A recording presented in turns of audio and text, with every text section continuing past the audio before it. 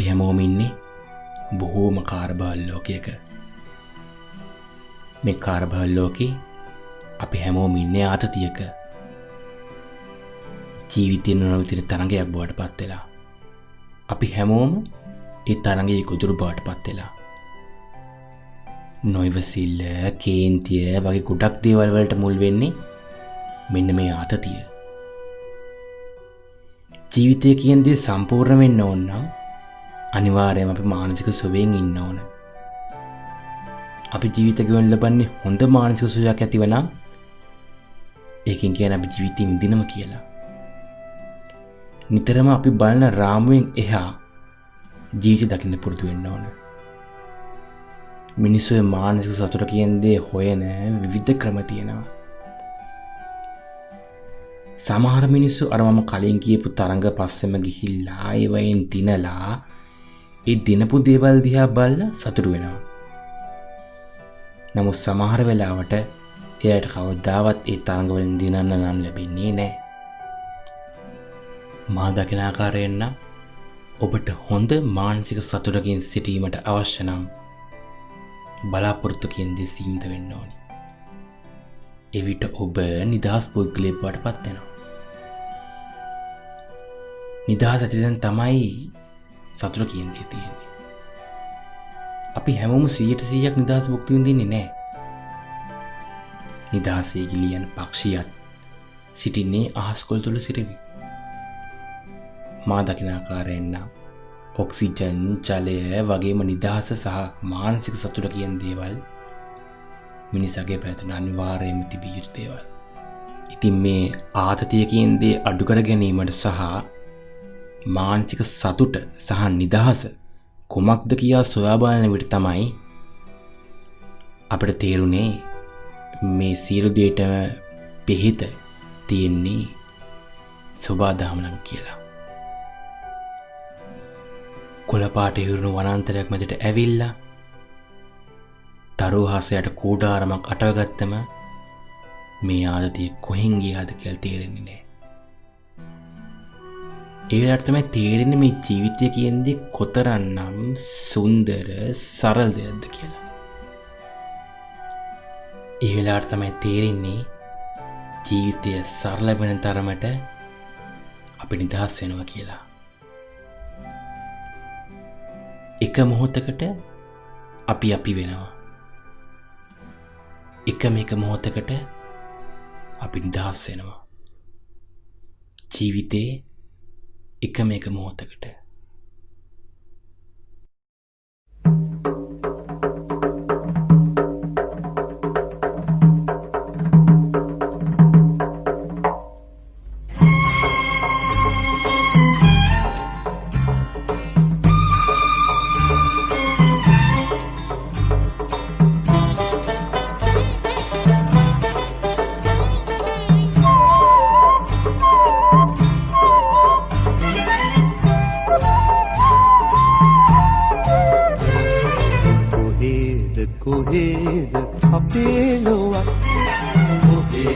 කොහෙද අපේ රට මුරකාවල් නැති වැට කොටු බැනි නැති අපේම නවාතන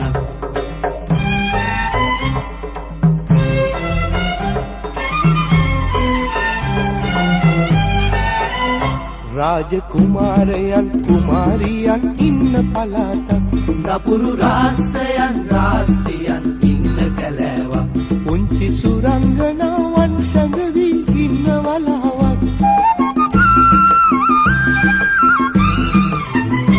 අපට හිතුමතේ රජ කරගෙන ඉන්න දිහාවක් අපට හිතුමතේ රජ කරගෙන ඉන්න දිහාවක්. කොම සංචාරයකින් මගෙන මනිච්ච සංකල්ප. ඉතින් ගොඩක්ම කට්ටිය මම දන්නේ මනීෂගේ චාරිකා සටහන් කියන නමින්. මොකද Facebook එකේ group එකක් තියෙනකොට දන්නවත් ඇති travel guide ශ්‍රී ලංකා කියලා. ඒකට ලිපි ලියනවා මම. මනීෂගේ චාරිකා සටහන් තමයි මගේ ලිපිවල title එක. ඉතින් ඒක නිසා ගොඩක් කට්ටිය මම දන්නේ මනීෂගේ චාරිකා සටහන් කියන නමින්. ඉතින් මම ගොඩක්ම සෝලෝ සහ කපල් ට්‍රැවලින් කියන දේට ආස කෙනෙක්. මොකද ඒකට හේතුවක් තියෙනවා.